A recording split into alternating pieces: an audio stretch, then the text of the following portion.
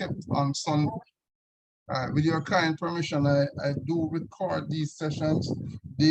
Sure. This is an activity that takes place usually on Sundays at this time after curfew here in Kingston. It's been going on a couple of Sundays at a time. We engage quite a bit of interesting topics from time to time. So I want to thank all of you who are here for your time, including students, right? So that is,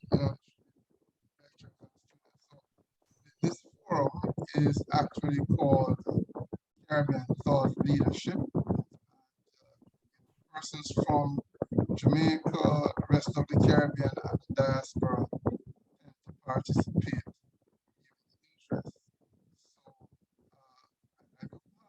I do have an interesting lineup of discussions. More about colleagues joining. I know time is of the essence.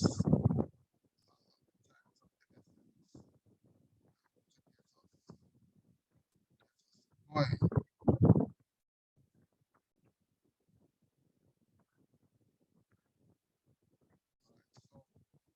So it's really a discussion on a very important subject. And the area is the viability of research initiatives, really pushing an argument that as a region we should be doing research as it is, and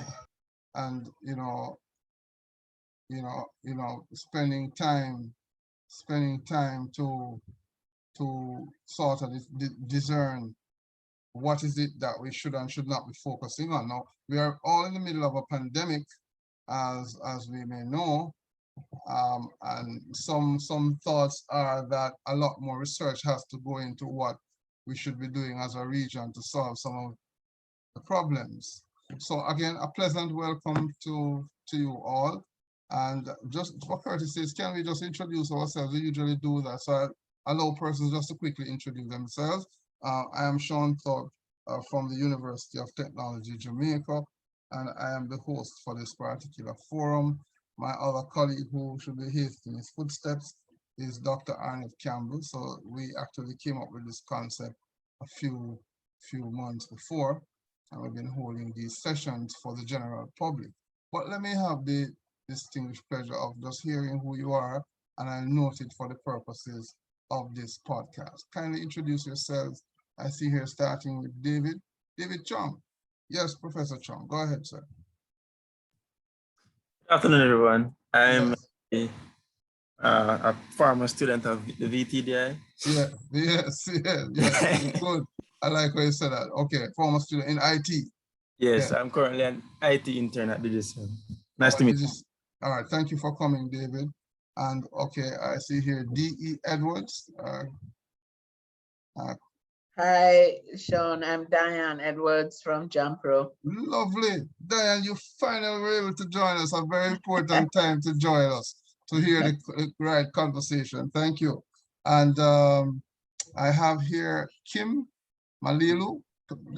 Hi, yes, Kim Malilu. I am a senior lecturer and the leader of the Communication Systems Group in the Department of Electrical and Computer Engineering at the University of the West Indies in Augustine, and the deputy chair of the Telecoms Authority of Trinidad and Tobago.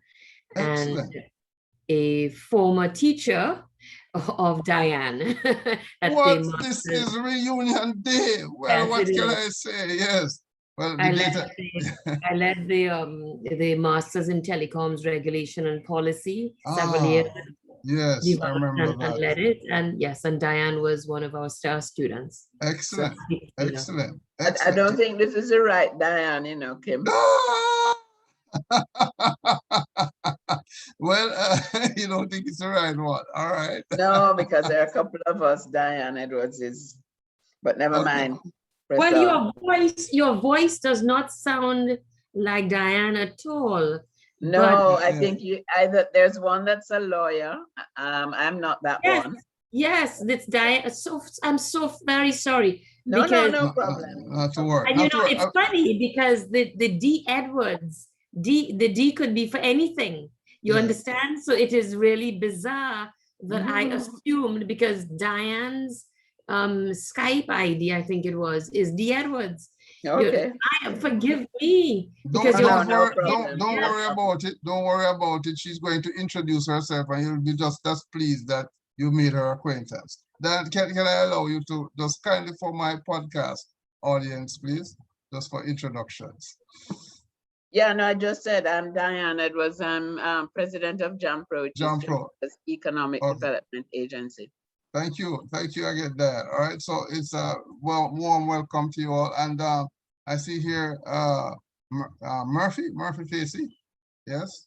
Yes, I am a final year student at the University of Technology. Excellent. Thank you, Murphy, for joining. And I see Susan Muir, my colleague. Please just kindly introduce for a matter of record and courtesy. Yes. Hi, I'm Suzanne Muir. I taught Murphy 1 year ago on certain methods. All right. And I am a lecturer in the School of Computing and IT.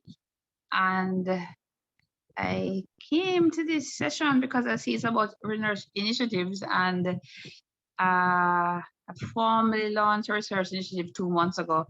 And the formal launch is tomorrow evening. Ah, So anybody who is here is invited to. I will need to come to that, Susan. I didn't get the invite. So much things happening. Thank you for that.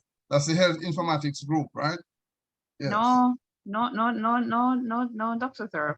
This is not the Health Informatics Group.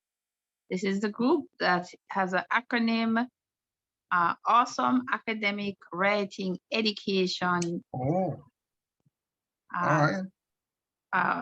Scholar Upskilling Mentoring. Okay. It's really, in a sense, for any project that right now is sort of computing interdisciplinary project, really. So Yes. for any research project, and it's focused on getting the skills to do research and then to write up the research. It was really birthed because Okay. as a major project coordinator for the undergraduate projects, a few of us were looking at how could we improve major projects, and we talked about first training, doing additional seminars for the students. And then as we're talking about, we said, but the supervisors needed more. And so we started something Okay. for both. Oh, that's the supervisors. initiative.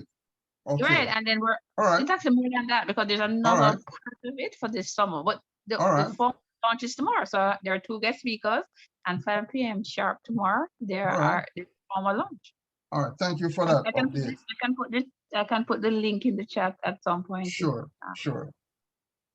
Thank you for that, Suzanne. All right. So here is the agenda that is this evening's discussion, and I think some very important persons are here. I don't want you to think that it was an accident why you're a part of this session.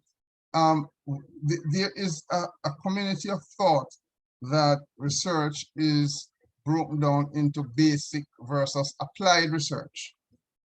And usually how we keep these forums is to get a sense from you, the team who are here in these sessions with us, to give us a viewpoint. We respect the viewpoint. It is yours, and it's yours alone to share. But we appreciate it as a part of stimulating, academic freedom of discussions. So the floor is now open. To get into this whole issue of the viability of research initiatives, especially in a time like now, where the pandemic is persistent. There's a view that we should be doing a lot more research, both inside and outside of the universities and the colleges. But let us start from the principle of what is called basic and applied research. Is there a view from around this panel as to what you think these things are, and are they really important? I could start with the deputy representative from UWI. I probably get a UE perspective starting first here. What is the view from UE Trinidad as to basic versus applied research? How is that viewed there? Well, Sean, I think it's me you're referring to. From Yes, Professor. Just Kim. Yes, Kim. So let me say this, that traditionally, if I can speak within the context of the university, the campus, the university campus, traditionally, basic research was as we would say, the bomb. You know, it was all about basic research, right? Because there was the perception that basic research, fundamental research, is more so the stuff of what journal publications are made, and applied research was somewhat a poorer cousin. That is what that's what I believe. Over the past, let me say, roughly a decade, I guess, the university, from my perspective, I cannot speak for the university, I'm speaking from my perspective. Sure. The brass tacks of the economies, the brass tacks of financial constraints, and so I think have somewhat softened the emphasis on basic research, and the fact that applied research has the potential to both bring in funds in one way or the other, and as the basis of a commercial activity in one way or the other, and also is a very important vehicle for social and economic development, not only in our country, but of course in the region. So if I were to answer your question, I would say that as from my perspective, I think that there's been a significant shift in the regard that is placed on applied research vis-a-vis basic research. Handing back over to you. Okay. All right. Excellent. Excellent. Thank you for that. That's an interesting viewpoint. I'm going to go around the panel here. Dan, would you care to share your personal view on this one? Sure. Not being a university academic, my perspective is really somewhat colored by economic development and the private sector, which is where I've spent most of my life. So I think both are important. However, I think it is really critical that the universities and tertiary institutions in the Caribbean build up a body of research that can be referenced globally, because I think we have global minds. We have minds that are capable of stacking up against anywhere in the world. And I think we have a unique perspective to bring to the world, and I think we need to do that. I also think that tertiary institutions need to be much more involved in industry, and that nexus between applied research and industry needs to be much closer, because I think that we are, in a lot of instances, missing opportunities for commercializing research, applied research that we have available. So I think both are important, but I think there is a lot more to be done on the applied research side. Thank you for that, Dan. Excellent. As we go around the floor. So we're on the first point of the discussion. Welcome to our Sunday evenings at 4:30. This is past curfew time, where we have stimulating Caribbean thought-provoking discussions on matters that affect you and the community. We do have a very able panel of speakers, and we're just actually having an engagement going in. I would like to welcome, I'm seeing here, Dr. Arnett Campbell from the University of Technology, Jamaica, who is my co-host to this forum. Welcome. And I'm seeing one more person who just joined us, which is Marlon Lowe. Marlon, thank you as well for coming. All right, so we're just going around and getting a quick sense of view of the important point, viability of research initiatives. So I took Dan Edwards' view just now. That's the head of JAMPRO, president of JAMPRO. Murphy, do you have a view on this? You're a student. It would be very good to hear a student view followed by a lecturer's view. what do you understand between basic and applied research? And why is it important to you, if at all? So basic research just speaks to increasing the knowledge base surrounding a certain topic. And this would be more primarily related to computer science because I'm a computer science For student. you, yes. Yeah. Applied would be taking that knowledge and applying it to some industry or some solution to a problem that we're facing in society. For my viewpoint on it is that it's kind of skewed because when I'm doing a lot of people who are doing research now and they're doing it because they just want to finish school and not actually because they want to do the research. And for the few persons who are actually doing the research, there's probably persons who would are more skewed toward applied research because they're saying, okay, they've always wanted to program, always wanted to help and build something cool. And that caused a shift where other persons don't want to add to the knowledge base that's already out there. They don't feel like what they need to do is either to present something that's innovative, but just to solve a problem that's there that probably could have been solved many times ago, well, long ago. However, it wasn't just because person wouldn't have done enough research to go out and solve that problem.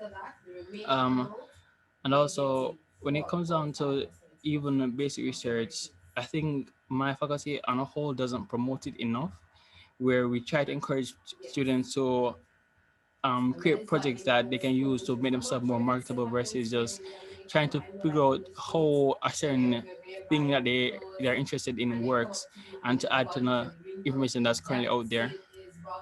Okay, thank you very much for that, Murphy. So we have a student perspective, and I'm just allowing persons to weigh in. So I'm going to ask Suzanne, followed by Dr. Campbell, and then Marlon to just share in quickly. Yes, hello.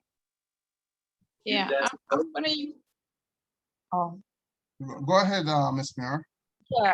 yeah, I'm just gonna use the frame of an article I looked at earlier today. I don't have the reference. And that article said that in terms of how research has looked at in universities, it has, according to that article, it has shifted from government, primarily government-sponsored research, that's still going on. It's across the world enough. And then they said that there was a shift to add application that was, if you want to call it application, but was really commercialization of research. That was a private university partnership model.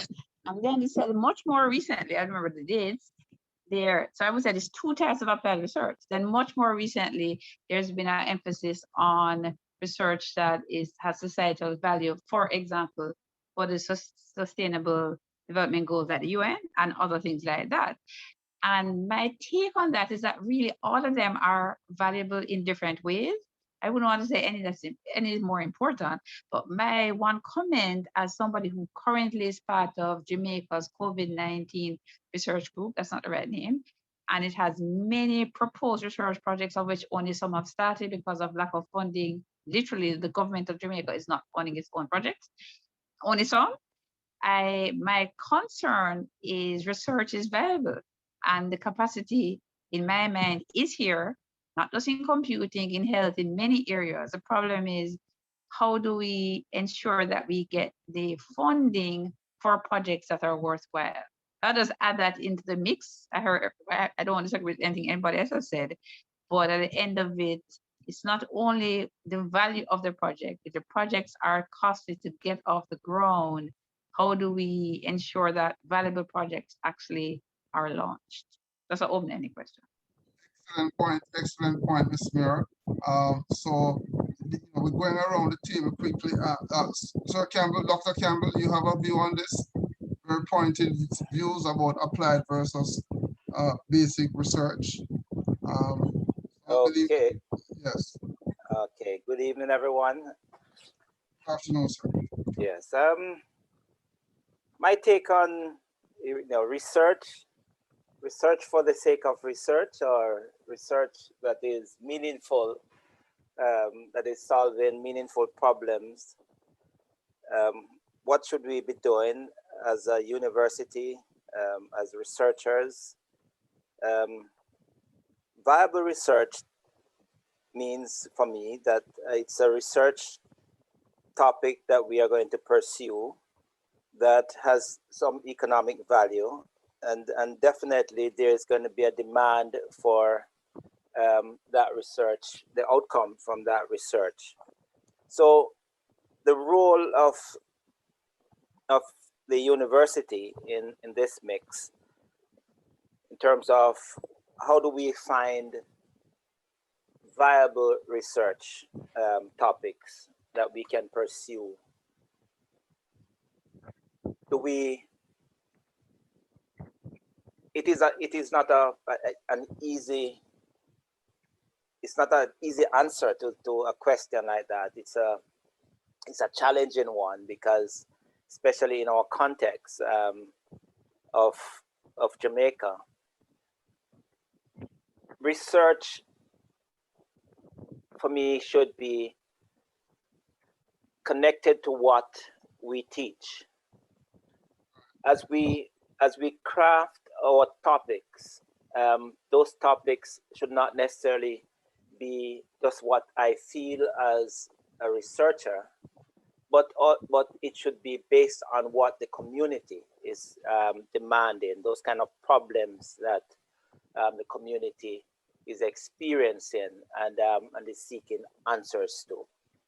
So as we go on this evening, I would want us to weigh in on some of the important topics of the role of the university, the role of private sector and public sector in sponsoring viable, what we call viable research outcomes that will benefit the wider society and lead to an accumulation of not only intellectual capital, but also redound to an increase of human and intellectual as well as relational capital.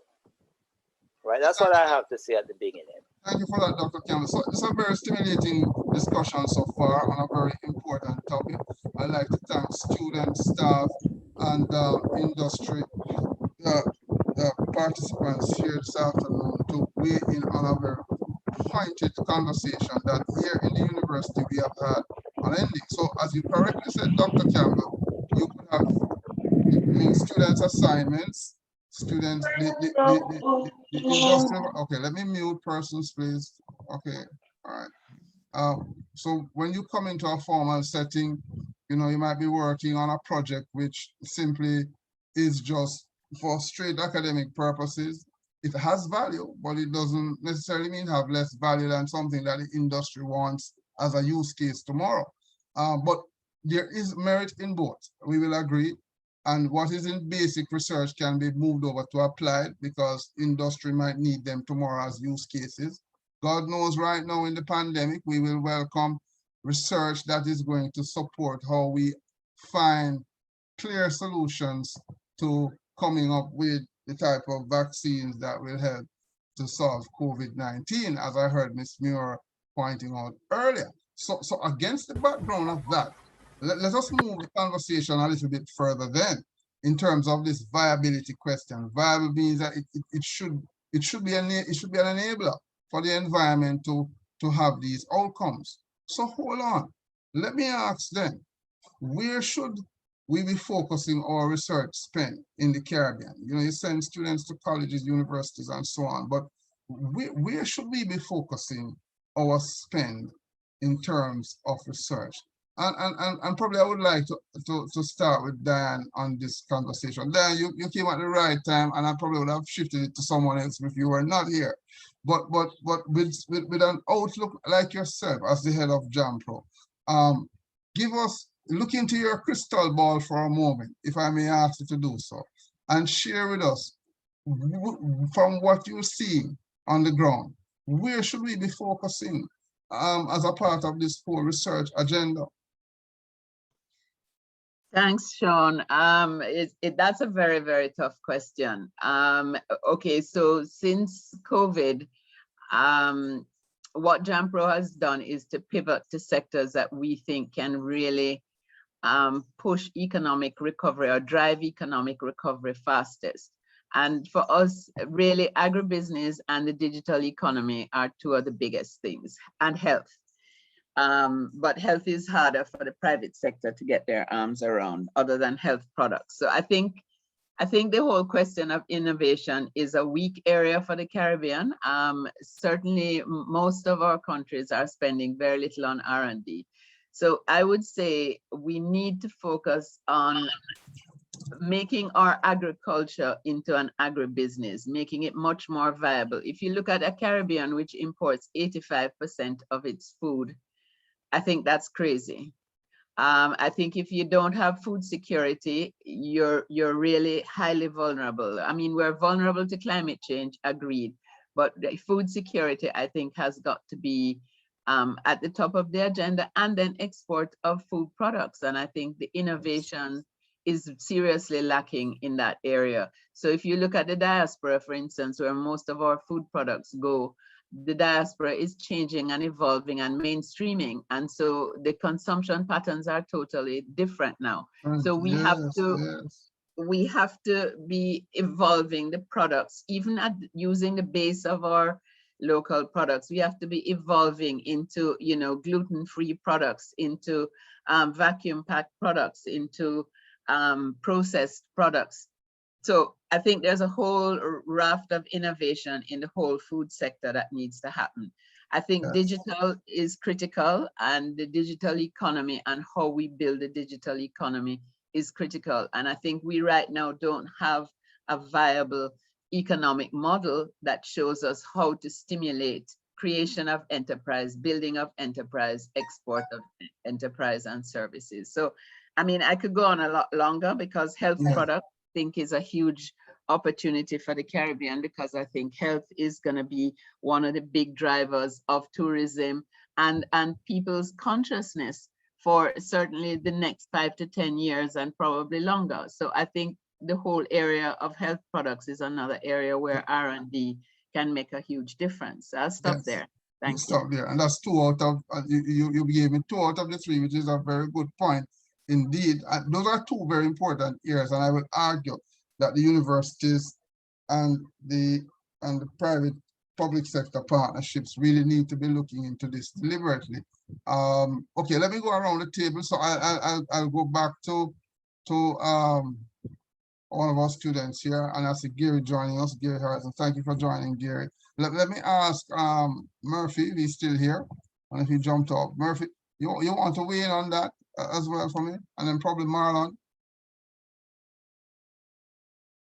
What would you, if you have a thought? These are questions that are bigger than the typical exams, guys, in class. So for those of you who are students here, you will not be tested on any of this coming out of this session. This is just to liberate your minds on what you think we should be doing in this region. I think I don't really have that much to say in regards to it.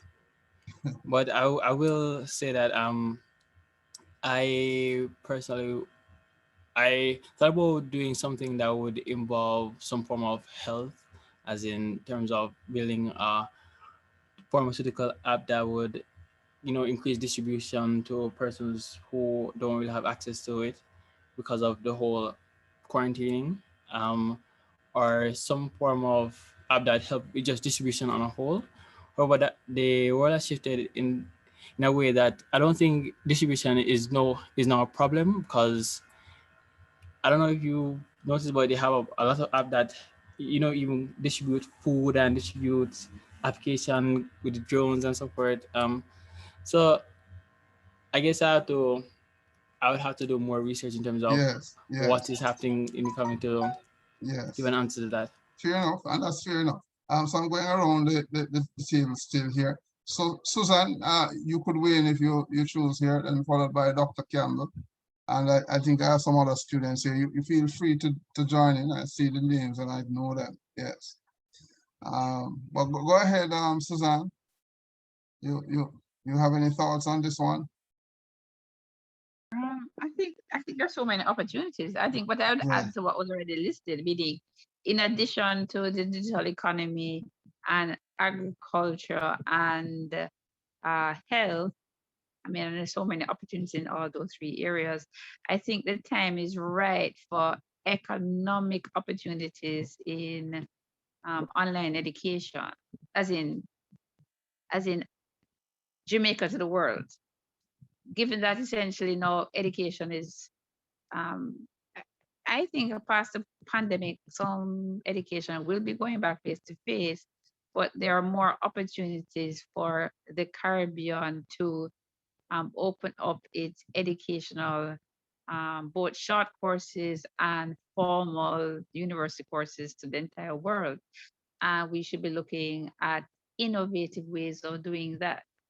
I mean, and doing things in creative ways and doing things that actually perhaps have partnerships between students and staff for education.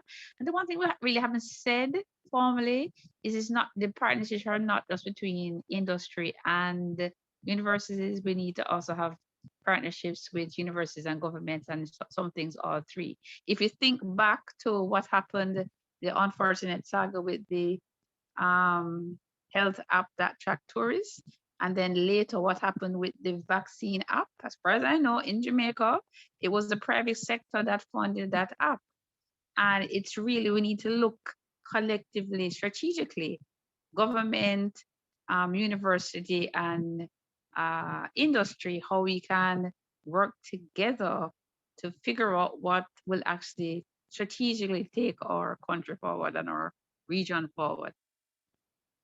And then while we're at it, produce software products that can, this maybe is a whole nother area too, produce software artifacts to the world, not just ones that are patentable and ones that are commercial. Even when we produce open source, there are ways that, in my opinion, if you produce good open source, you can even sell the service of providing the support for the open source. I mean, there really are so many opportunities if you really open up our minds and hearts to doing this well. So I think if we have quality innovations and we transfer just what is already out there into our space, we will be the pioneers of changing and transforming the economy and our society. That's my 2 cents. Extremely good. Healthcare, food, general services are areas. And you know, those of us who are in technology must recognize that technology is not all about us in technology. It is actually looking at all the other state actors and being able to provide services, you know, at scale to them. So I'm encouraging students, as you think about your careers, recognize that we are serving a public and we're not really just serving ourselves. So these are some very constructive points, you know, almost on the paradox that in some institutions we are cutting back on agricultural programs and food security programs when we probably should be expanding those programs, given the very arguments we are making. But I'll come back to those a little bit. You know, any other, Dr. Campbell, any other view on this point as we move the table on this conversation? Yes, in terms of our focus, definitely as thought leaders and focusing on the challenges that faces us.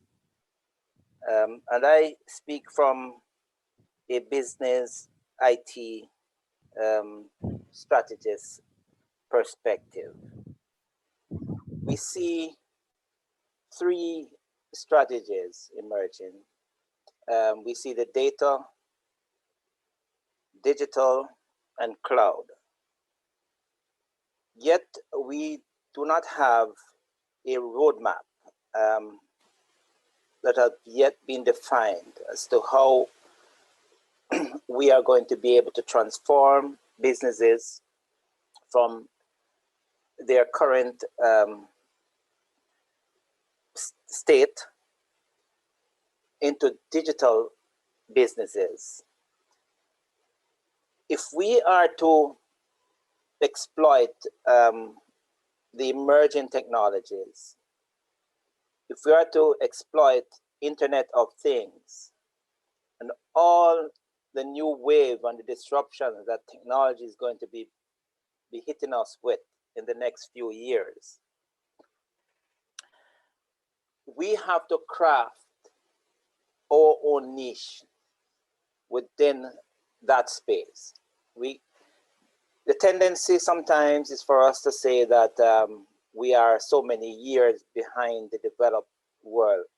We cannot use that approach. We have to enter an equal footing. We have to choose where we will participate.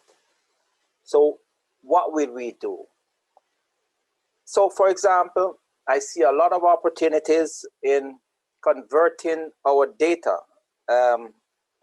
into digital form so that we can start using data to inform the various models and frameworks that we need to use to improve our decision making, to impact various industries of agriculture, small manufacturing, tourism, heritage, etc.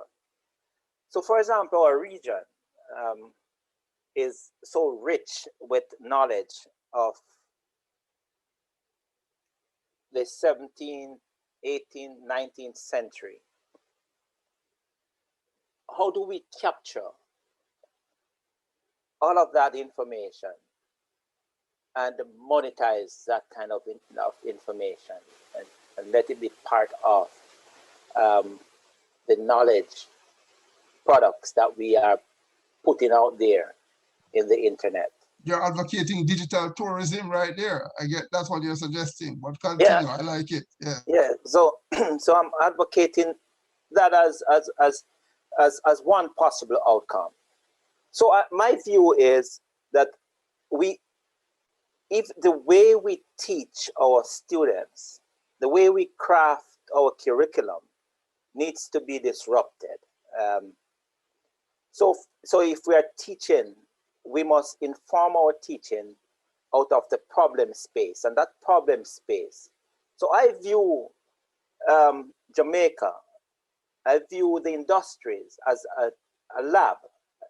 I see it as a lab, and within that lab space, there are many problems, and we should be picking up problems. We should be helping and crafting and showing students how to develop the use cases out of those problems, and using those and demonstrating and creating those kind of frameworks to lead our region and the world in crafting our unique experiences through our education products. So that's my area of focus, because once we start doing that, then we will discover our distinctive competencies and we will create the greatest Caribbean economy ever.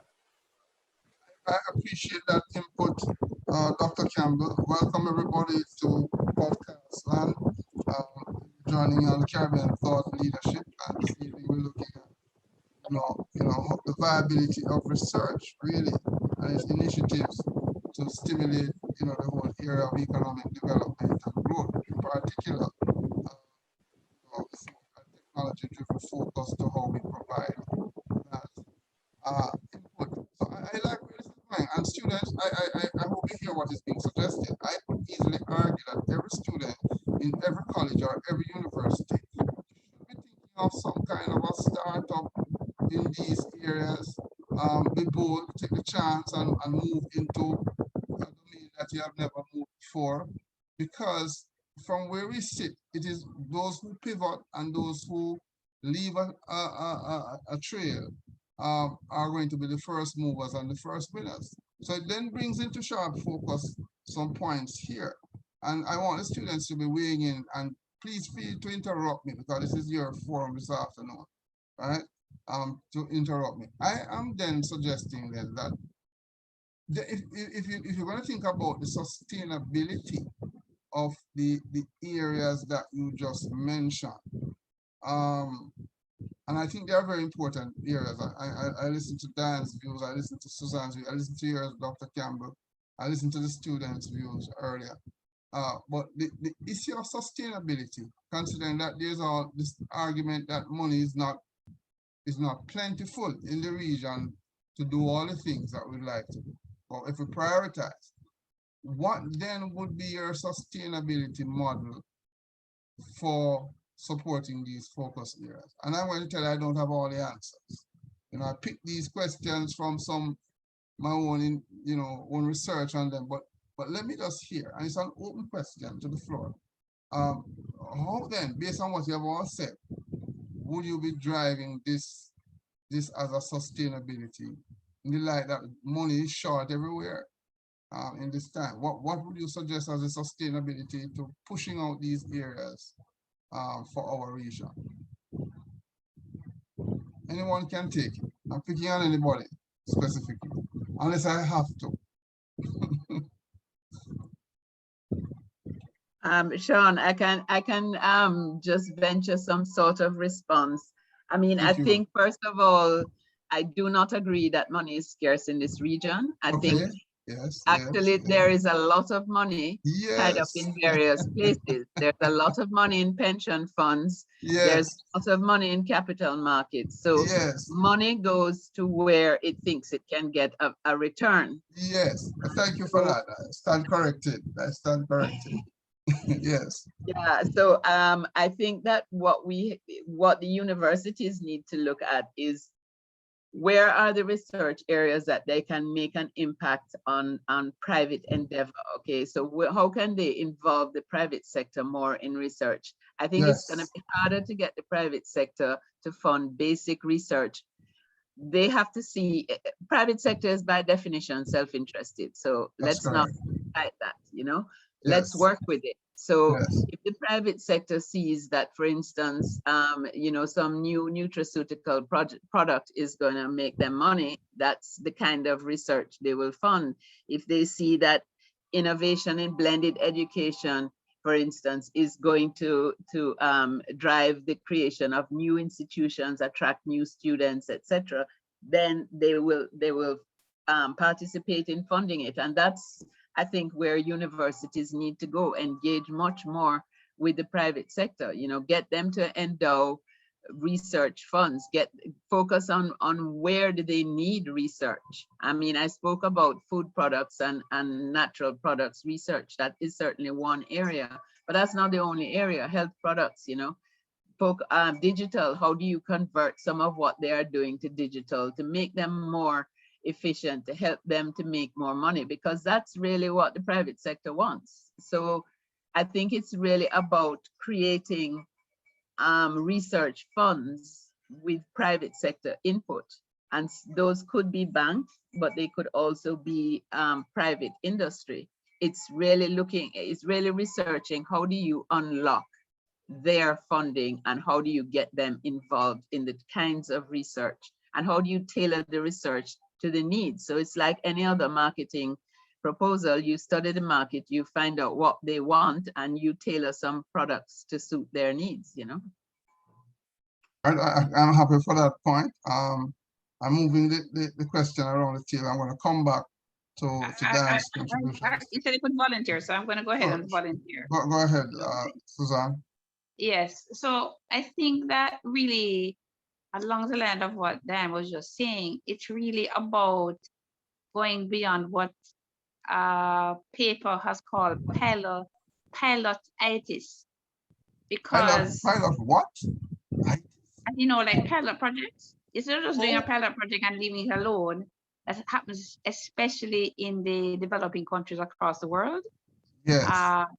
And they don't take You just taught me a new word, You just taught me a new word, Suzanne. I'm going to put it down. I'm going to write it down somewhere. And it's in a paper. I'm collecting paper. So there's a paper that talked about it. All right, go ahead, please. Yes. Let's just take there's another very fascinating article that was written a couple years ago, talking about, was put in a question form.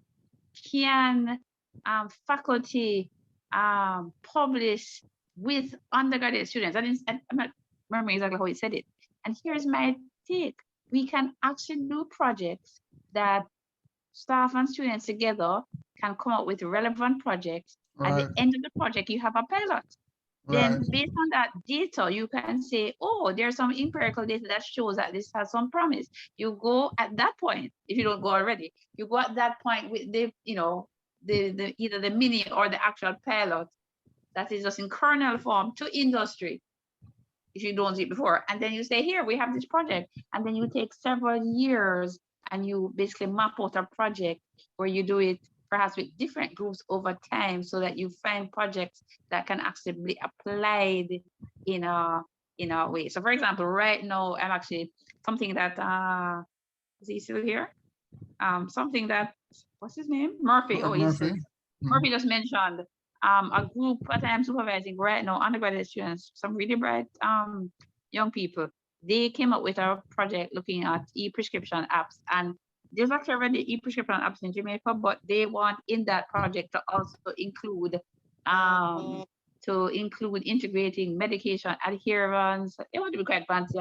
They want to in the same app have interaction between the patients and the physicians. I'm not sure how much they're going to be able to do, but the point is they're looking at a whole range of things that are valuable in apps and website development for patient outcomes, and saying, how can we improve this? But here's my point. At the end of this project, which will end sometime this year, is then to take it forward, take either the lessons learned or to take the core of that project and then they go forward the next year, so that within 1 to 3 to 4 years, maybe only 1 year, but get it so it's actually commercial. So you're saying that, the students. The solution is not just to end projects prematurely, but to carry it forward with industry, and if possible with government where necessary, so we can convince the government or industry or both to say, here are some projects defined either by, no matter who defines them. So whether it's industry defining them, whether it's the government, whether it's students, whether it's staff, we map out and say, these are the best projects that seem to be most viable. Right. We listen to what, for example, just now we heard a list of things within agriculture. We're not going to do everything. What are the agriculture projects we're going to do now? What are the digital economy projects we're going to do now? And then map those out and then carry them forward. Yes. Because by the way, let's even look at what happens in real life. There's a question of whether one study actually is any kind of indication of proof. You actually have to do replication studies before you can be sure that something is really of value. So I think we really need to do more of that. Do replication studies. We tend to be, from what I see, we tend to hesitate away from that. We always want to be looking at making sure we're the first to do this. But at the end of it, what you want to do is projects that both have theoretical value and practical value. I think they both have value. And so we need to look carefully, strategically in groups, collaboratively as to how we can do that. So it's a brilliant point you have made, and it follows on well from Dan. So you're saying, as an answer to this question, is that sustainability comes in a couple of sub-phases. The staff and the students working together on projects, produce them as pilots, do some level of repetitions, so that you can determine if those proof of concepts can go forward. Bring government or any other state or private sector actors into the equation. I was mentioning that, and then probably have some commercial startups that can be unearthed from those outcomes. But we're not probably doing enough of it, though. We have the answers enough, but are we doing enough of it? So it's a really good point you made, Suzanne. It's a really good point you made, Dan. I wonder if I can make a point. So it was mentioned that one of the problems that we have, which is not necessarily a problem, is we're not able to fund these projects. And I was thinking just when you guys were talking, I was thinking about the connection in regards to starting up a company, well, a student or a researcher starting up a company to further the idea that they started, and getting funding from different organizations and entities to actually promote our project. I don't know really for everybody, but when I'm finishing school, and after this major project, one of the first thing I'm thinking about is how do I get job? How am I making money? So after that, I'm just forgetting about research completely and just going out to find a job, improve my resume, making myself more marketable. And is a case where, because now I'm in a position that I need to get money, that I would put down the research that I've done before and do something else or forget about it. And I don't want you to do that, because the research is also a part of you being able to remain marketable. It's also a function of you remaining marketable. I'm really glad that we have students on the session this evening, because it also sort of spices up the conversation a little bit more. You're part of the biggest impact to which these initiatives are actually being undertaken. So I would not, my simple answer on that, Murphy, is that research actually needs to be a part of the equation. Every student in every institution should really be embracing research. But I take what you're saying, you're trying to get an income when you leave school, but the companies that are hiring are also asking for those outcomes where students are able to demonstrate that they have some research skills to solve problems. So research is really about solving problems, albeit, based on theoretical problems or ones that are immediately used by the environment. So it's a very good conversation we're having, and I'm going to encourage you to start up a company. I have classes with you now this summer, or we can turn that project into a startup company that we're working on now. I won't disclose that here, but the idea is that I want to encourage you all to think about being a part of the solution in terms of also being your own CEO of startups that can drive the sustainability of research. So it's something we're going to have internally at a larger level of conversation. But so far, Suzanne's point, knock home, Dan's point, knock home, and Murphy, your point, knock home. Is there any other of you, Dr. Campbell, any other Yes. students and staff? Please jump in at this point. Yes. Yes, I'd like to add a bit here. I remember 11 years ago when we experimented with and I created SAPNA as an entity that would unleash. Ladies and gentlemen, SAPNA is a Spanish word for dream. It's like a Google app. That's what Dr. Campbell is referring to, but I know he can explain. The Hindi Yes. word. The Hindu word, dream, right? Yes. Possibilities, yeah. Right. So it meant the students or participants in SAPNA would be able to dream their dreams, and we'll provide the access to realization of those dreams. So I remember then organizations in Jamaica that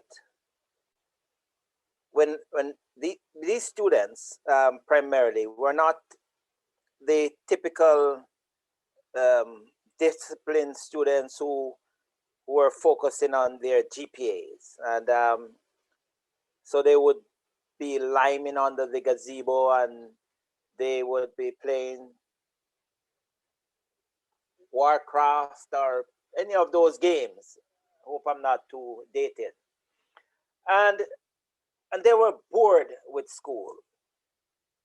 And so when this was created, where we brought not just some of the brilliant students that we have at the time, along with these students who were bored, and we brought them into this space. So the space was just a captured space. So we literally captured the space. I remember the space was given to another faculty out of our faculty. And I said, no, but we need the space. And this was not being properly utilized. So we literally took it by force. And so we took it, we went around and we got the old machines from within the university, and we made machines out of parts. And over that summer, we saw students being energized to start thinking of the possibilities and creating all kinds of projects out of that. And so they developed these kinds of skills that we thought were just beyond what we were giving them in the curriculum. And I remember specifically some institutions when they interviewed with them, first thing they asked them, what's your GPA?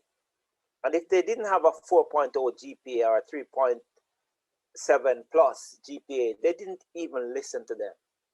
And I watched as within 3 years, those students, many of them were working even before they graduated. So in Jamaica, we have to change that mindset to focus on what do we really want? Do we really want outcome that will be multipliers for us in terms of our economic value? Or do we want to just stick around and talk about a GPA that may not even be an exact or accurate measure of the quality of the academic product that we are putting out there? So I'm saying that in terms of responding to building sustainable research capacity, we need to create more of these kinds of institutions where young minds can focus on and learn about problems from early on and be able to work with these problems and create solutions out of them. And business need to partner with them. Business need to enter at that stage rather than just sit back and wait until they perceive that these students have achieved a level of expertise. That's when they need them. If we continue to do that, we will never be able to exploit the best of the human capital of our people through research and development. What we need to have is from the high schools all the way through university, get our young people involved in problem solving through investigation, through research. Money is a fixed spot.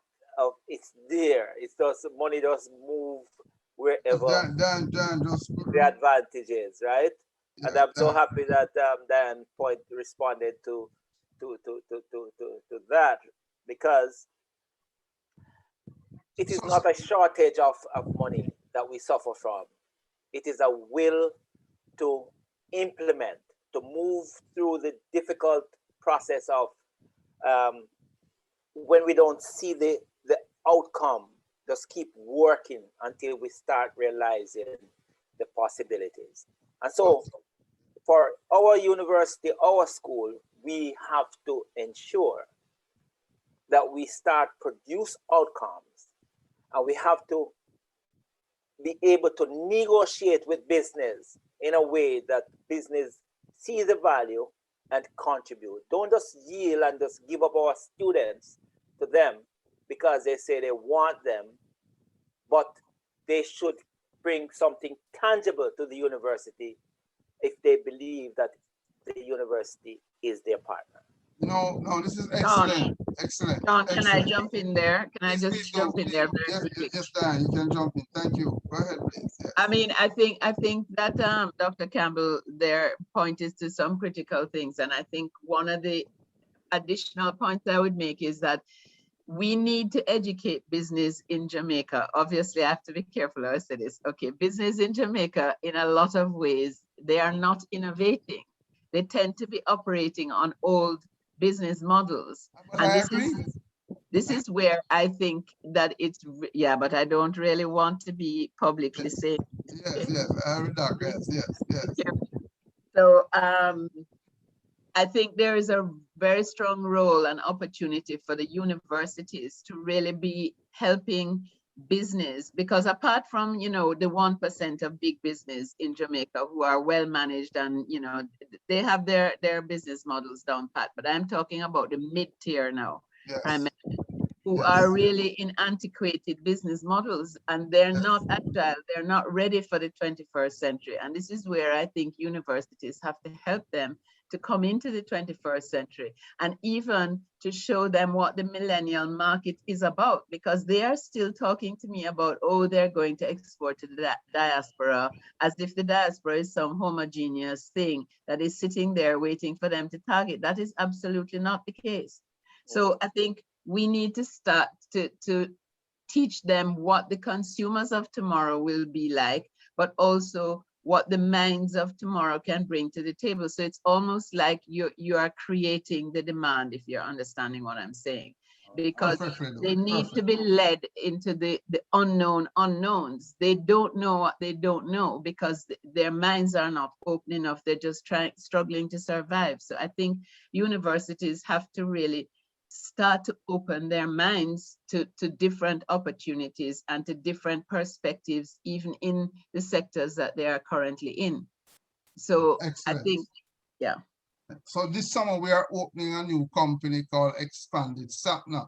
And based on this conversation, you know, Dr. Campbell and team, what I am seeing is that one of the segments that probably need to be deliberate with, and it's actually true, is a healthcare segment, food security segment. I've actually asked in the university already about how we look at the healthcare segment as a product niche by itself that we should be catering to as technology innovators. But instead of waiting for that answer, I think this conversation this evening is actually a good stimulator to drive that outcome. So under the Expanded SAPNA initiative, I think we're going to have a proof of concept with that healthcare product solution. I think that's one clear takeaway this afternoon. But you know what I want to jump in and say though, private sector through the Development Bank of Jamaica, I do know have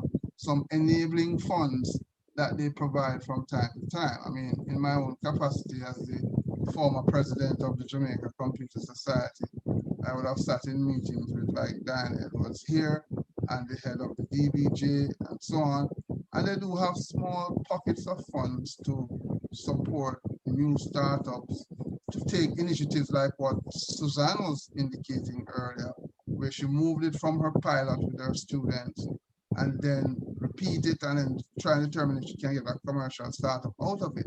But let's be practical. $2 million is a small amount to get us going, especially if the teams have big dreams. And therefore, I suppose going forward, the sustainability model is a conversation by itself that needs probably its own session outside of what we have here this afternoon. But I think we're on the right track. We're seeing some very important things. And I think we have to keep pushing against the grain in order to get those opportunities. So I really thank you also for these answers. Very good answers, very, very good answers. Let me see if there's anything in the chat. Yes. Professor, I would like to thank Diane for validating an idea. Yes. That we have been discussing, and that idea stemmed from how do we create these use cases that will drive the curriculum within our program of study, our courses of study. And I'm happy to report that, as a proof of concept, we are going to really dig into that repository that we got as a donation from a living organization, such as the Jamaica Livestock Association, that was bequeathed to us by the late Dr. Henry Rainford, to build out that kind of a use case to support different course offerings. And by doing that, we will be able to generate those kinds of models that we can demonstrate to businesses in the tier that we spoke about,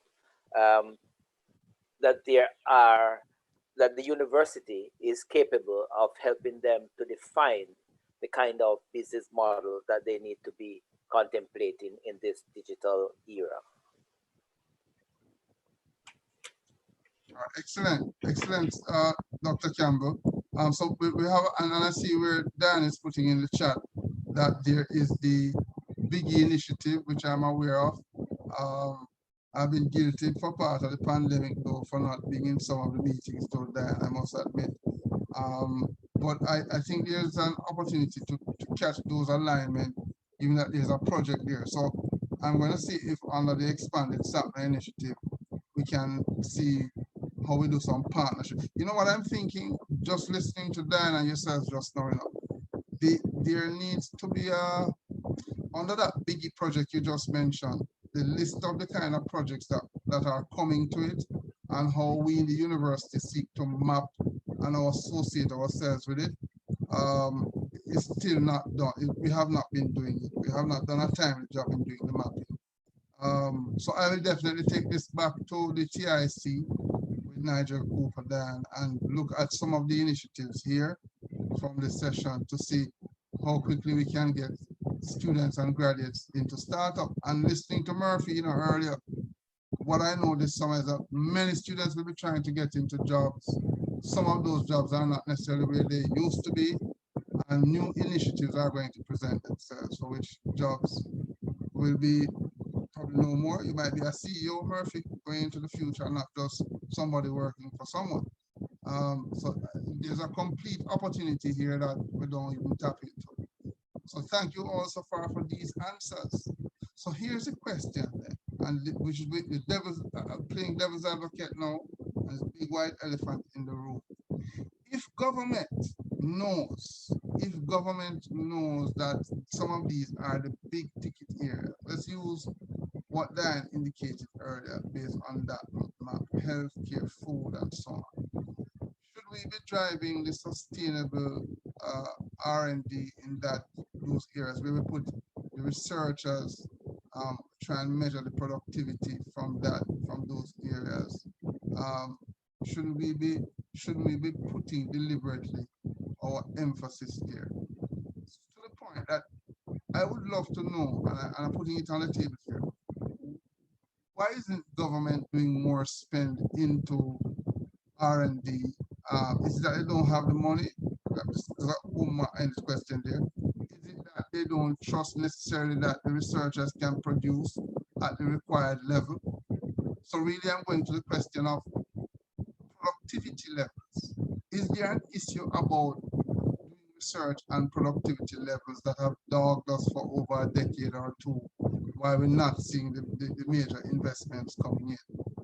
I've twisted that question around to ask it in another nice way, but the floor is open again. Is it that there's something we should be doing about our research capacity and productivity? Like if you're a musician, you go abroad and you do a lot of shows, like before COVID, that was at least, and that productivity would show itself that they will get new contracts and new opportunities. I move the analogy of the musician to us in the traditional tech sector and business sector.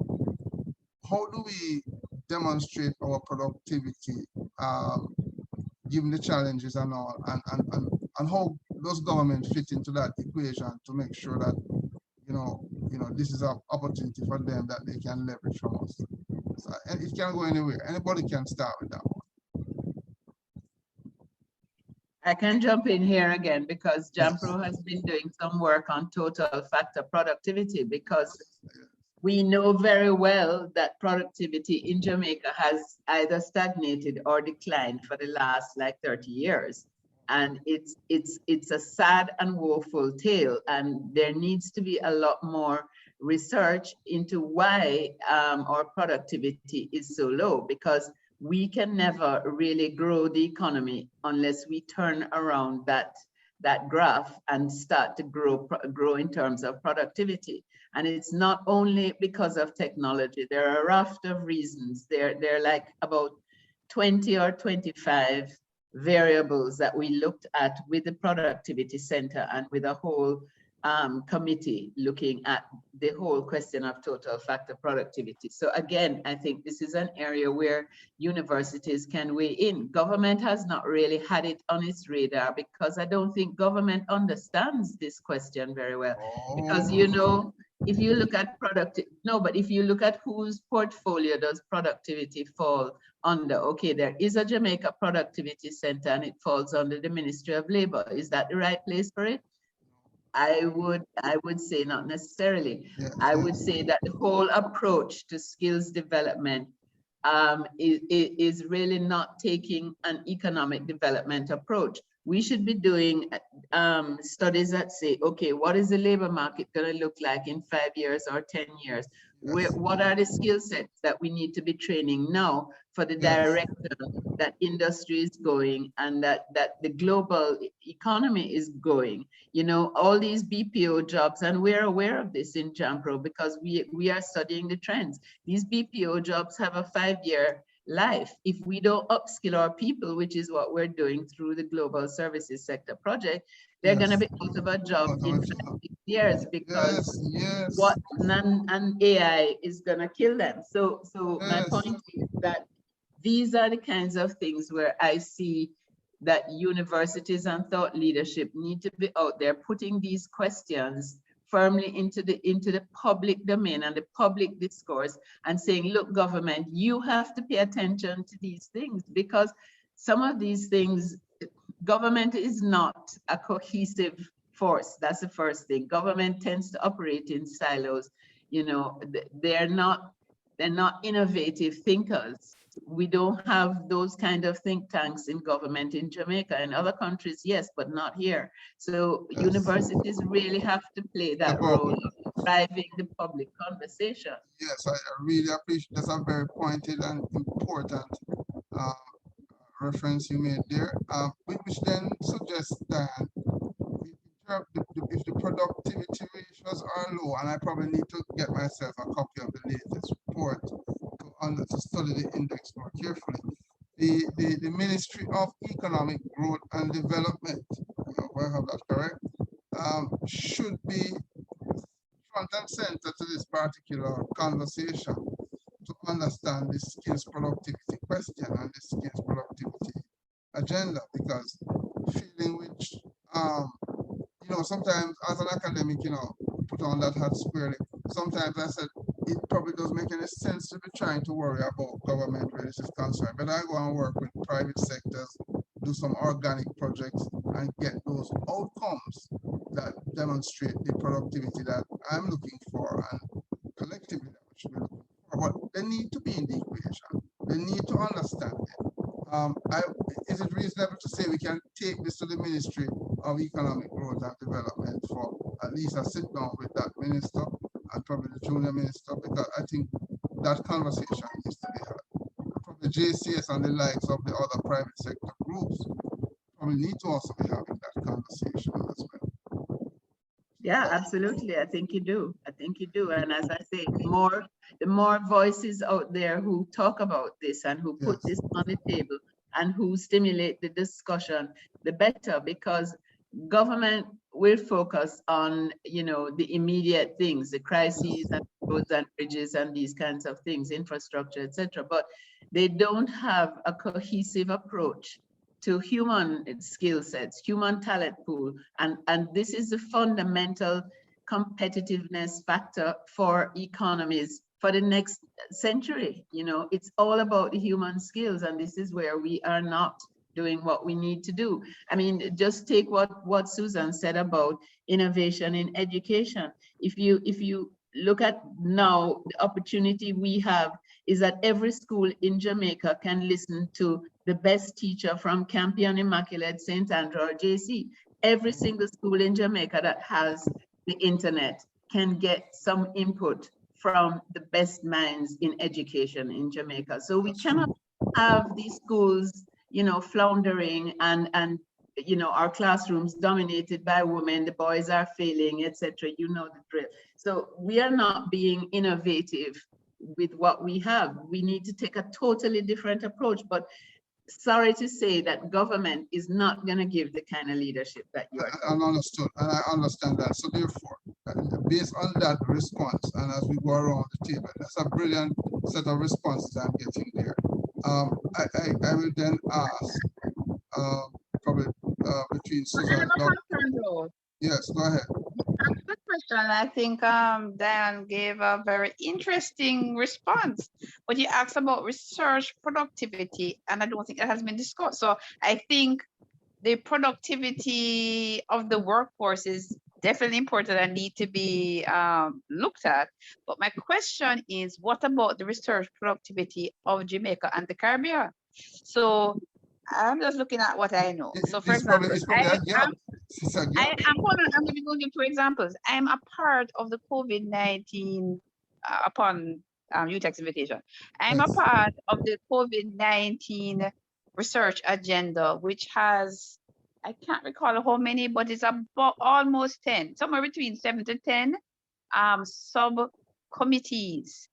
And it happens that the 2 I'm in are 2 that actually are going through because of funding outside of Jamaica, as it turns out.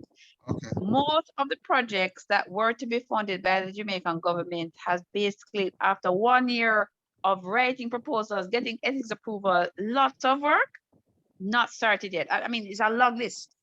I'm not joking. So if the government in the middle of a pandemic doesn't believes in spending money on marketing that we have killed COVID as if we don't know. So the government is more, as in the health minister, for all of the ways in which he has done well. He as a with his doctorate in marketing is more concerned about marketing than about researching in the middle of the pandemic. It's a shame. And on the same note, the empirical data shows that countries that have more spend in R&D are actually better off. It's a direct correlation. And it's not one of these accidental, I believe that an accidental correlation. I believe there's a strong, at least Strong moderate. correlation. Yeah, I'm not sure what is that number, but the point is it's not accidental in my opinion. I could be wrong, but I don't think it's, I know correlation doesn't mean correlation, but I think there is a link that is not accidental. And as such, in the context that the government is seemingly not willing to spend enough on education at this time, at the place that I work, University of Technology, and their arguments seems to me either status quo or we're not producing research. But the only way we're going to produce the research and development they would like is literally invest in us, or we invest in ourselves for years on the side over time. But the point is, somebody, I think, needs to convince the government to put more spend on research and development and appropriate teaching. So one thing I put in the chat, for example, in SKIT, we have a new set of courses in technology entrepreneurship that starts in August of this year. And I think as one of the research outcomes, we should actually even explore from a research point of view, how well that actually gains traction with the students, not just do the courses, but also follow that and see how well, what are the positive and negative outcomes so that we can improve it as we go along. The point is, there's so many opportunities, and some group of us need to convince the government that these things actually are worth the spend. But by the way, on a sad note, one of the most expensive research projects in health, which is called the, what's it called again? The National Lifestyle Survey. On a side note, guys, this is millions of dollars. I remember how many millions. And it was finished 3 or 4 years ago, and it is not yet published. It's only within the government, and the people who supposed to publish it in literature, and this is stuff that is of lots of value, but within Jamaica and outside. As an example, the data is there, and they only use it within the Ministry of Health. And the last set of ones were published, and this one, when I was in a meeting, asked what's happening, they said soon published. And it's some of these things where researchers are not taking responsibility and publishing it in a timely fashion does not help with the actors who fund these things saying, yes, this is worthwhile.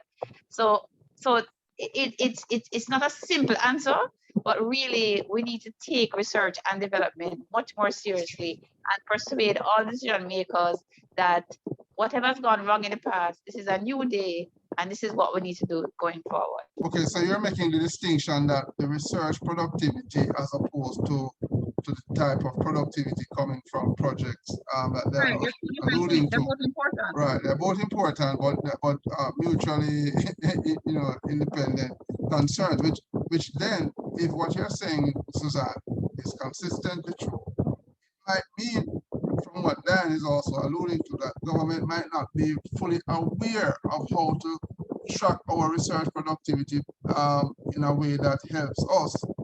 Should we not be then shifting that to some global outlook where we look for the support outside?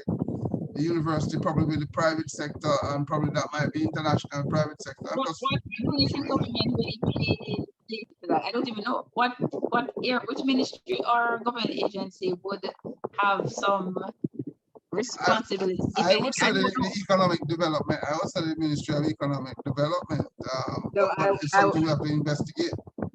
Sean, Yes, the productivity center, I was explaining the productivity center falls under the Ministry of Labor. Yes. Okay, under the Ministry of Labor. But I'm saying that the wider question, I'm not sure that the Ministry of Labor is really focusing on the question of productivity across the economy, which is more an industry question. So it really is, as you said, economic growth and job creation, that ministry, or Ministry of Industry, Investment and Commerce. Those are the two that really should be integrated. So a takeaway point here is to probably meet with Floyd, and that minister, and also to meet with Colonel Charles. Is it Colonel Charles? No, it's not Colonel Charles Jr. anymore. No, it's Auburn Hill. It's Auburn Hill and Ormington and Orlishaw, yes. Auburn Hill and Orlishaw. Yes. So what I've been doing is we're looking for some kind of discourse with both gentlemen on this, to get where their headspace is. This is not only affecting the likes of a UTech or a UWI. I can almost say anecdotally, it's across the region that measured research productivity is particularly low. And as Susan said, to get it where it ought to be, if you have it at any level at all, it is a benchmark for a national performance. Country will be performing. So, all right, it's an opportunity. It's not an easy question to answer, colleagues. I recognize it now more than ever. Yes.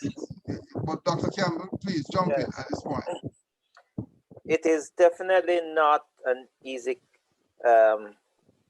question, but I would rather, I tend to be disruptive in terms of my outlook here. Yes. Government view the productivity of research as a distinctive competence of the country. Then they would put the necessary resources in place to measure it, monitor it, ensure that it is kept at an optimal level. So it is obvious that it is being measured in different places, but not in the kind of focused way in which it should be done. And therefore, it takes me to this point. And I have been looking at UTech. UTech, we say UTech is the national university. And we tend to pride ourselves in saying that. And then I listen and I hear statistics being repeated about how much we are being funded at a level that is below the level of high school. So I think that if government is not serious about owning the University of Technology, then government should should divest itself of the University of Technology and make it Caribbean thought leadership. You hear these views, ladies and gentlemen. And make it find its rightful place. Yes. In the landscape of education, be it a leader in the Caribbean, in the Western Hemisphere, properly funded, properly staffed, you know, responding to the needs of society and doing all the things that it needs to do. But it cannot be that government continue to hold the key positions of decision making and dictate those positions in the university and then neglect its responsibility for funding it. It was Eddie Siaga who said, it takes cash to care. Here. Well said. Well said.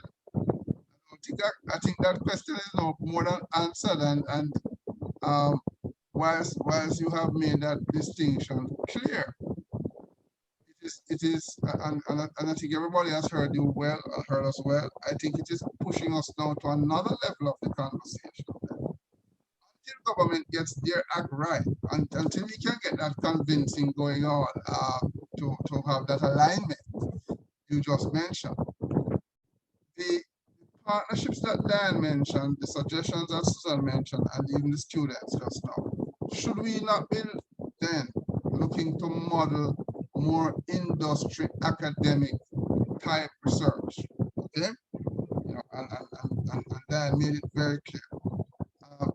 Industry academic aligned research, where we will look for the endowments through those initiatives to help the university both inside and outside to get to those goals that we are alluding to. So should we not step back and deliberately start looking at local and international, probably more so international or diaspora type endowment initiatives to get us to where we would like to go? I'd love to hear the views on that. And endowment students, if just in case, or for general public here as well, in the podcast, the endowments really are source of grant funding that comes, you know, philanthropically to universities or to subject-specific areas in a discipline to allow the lecturers, the professors to work on those research projects like what we were speaking about earlier. So the floor is open. Should that now be the model? We know the constraints of government, we know the challenges. Should we be looking for industry type endowment support to drive the projects forward? Because we want the results. The floor is open to that. These are hard questions. I never said coming to Caribbean thought leadership was supposed to be an easy exercise. It's even hard for me, your moderator, because I do not have all the answers. I don't have the answers. So it's open dialogue and discussion. So thank you again all for coming. And please drop your comments in the bottom of the podcast chat at the end of this forum for further feedback. But the floor is open again, colleagues. What says? Should we move it to the industry type alignments, local or abroad, to get these endowments going? Should this be done? Is it a foregone conclusion? Or are we also running up into a roadblock there?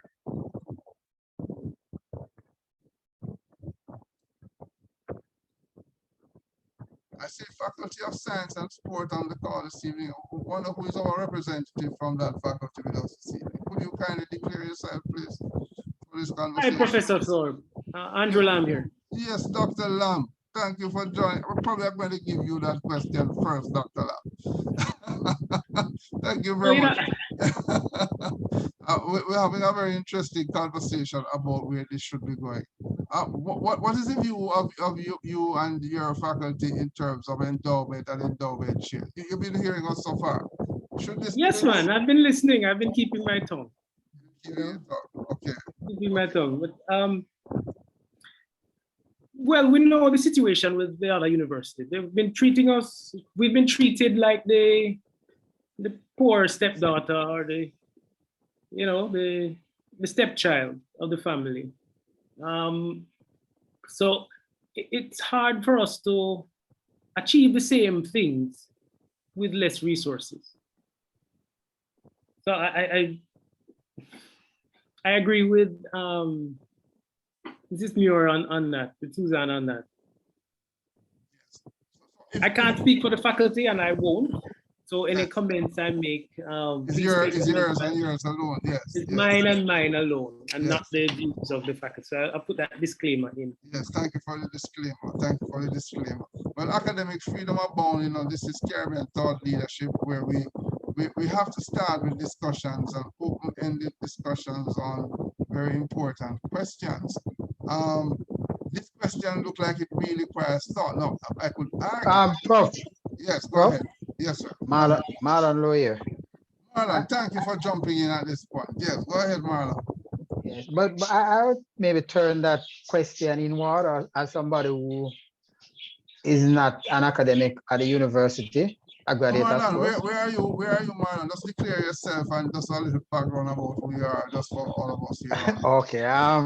Well, Diane is on the platform. Diane know me very well. I'm Marlon Lowe. I'm the deputy CEO of Jamaica Customs Agency. Yes, but I should know you as well. I'm very embarrassed to say I know Commissioner. I didn't realize it was you until just now. Yes. Yes, I know. We are on the governance committee, Prof. Right. Yes, Marlon. Right. Thank you. And of course, a pro two-time graduate of the University of Technology and CAS. Well said, sir. Well said. Right. All right, Marlon. But I would turn that question in to say, what is it that's stopping the university from reaching out in terms of that endowment land space? Is there some regulations or something? So to just say that there's no regulation preventing it. It does have right. endowments. It does have endowments, but it's not. It's more limited than it is about. And I'm asking the question, why, if there's no limitation? So to just say that we are treated as the stepchild, I think it's insufficient. That must, I think it is for the leadership of the... I think one of the responsibilities in the university is the need for certain offices to do environmental scans, global environmental scans to pick up these type of initiatives. So, you know, many universities, you have MOU offices, offices of institutional linkages, offices of advancement, they go by various names. And then based on a couple of factors, based on your research productivity, sometimes you can get new funding. It's like a catch-22 situation. But there's nothing stopping an institution getting these endowments. You just have to be more deliberate with it. I think the context of this question is, let me use Jamaica Customs then as a use case here. Would it, you're a statutory agency. Let us say the Jamaica Customs Agency had a foundation, and you know it's big now and pushing out digitization and cloud-based services, but it wants R&D to drive it. It says it wants to appoint, you know, a professorship team that will do the work that will get them to that point. The institution can decide that it's going to support those kind of outcomes, but it will cost to do so. The government is not there to fill that gap. So will the Jamaica Customs Agency through its foundation, this is a hypothetical case, of course, you know, will they be willing to invest in the university system to have those type of endowments to get projects done? In which case now you have the productivity of the staff, students, and general researchers, wherever that capacity should come from, allow for Jamaica Customs to get results, right? The same would apply for JAMPRO as a state agency or anybody else. So endowment can mean for the university that the change that you're looking for to tie new outcomes from projects, which is what we see in other institutions globally. But we can't compare because we can't compare apples with oranges. But the question is still relevant. You know, do we drive that? Probably it could be in that working with customs may not have that resource themselves or JAMPRO, but we might be able to be together to go and actually find that in terms of the international funding agencies, to come back and be able to drive that as a local project through the universities and get the desired output. So that was the thought process behind the question. There's not a limitation on universities doing, but universities like UTech have resources that are well managed. Let me put one for want of a better word. So are well managed. Not enough resources necessary to, and the knowledge that they may need to have to drive those outcomes. So what I can say is that schools and faculties and colleges like mine, it is like Sean or Arnett or somebody else have to take the initiative. Listen, let us go and find the endowments, right? And search hard for it, even if it has never been done before. But if it is a natural understanding from private sector in the industry, this is something we can do, this is something we should do, then because of that education and understanding, it might be easier for the academic institution to build that partnership to say, let's do this together because it mutually benefits both of us. So I think this question, I'm glad you raised the point then, Marlon, because it also means then that it's not necessarily a question that private sector really might be fully aware of either in terms of what needs to be done or how it can be done. Right, that's correct. And therefore it is the university that has to be that push. Driver, and the driver. Right?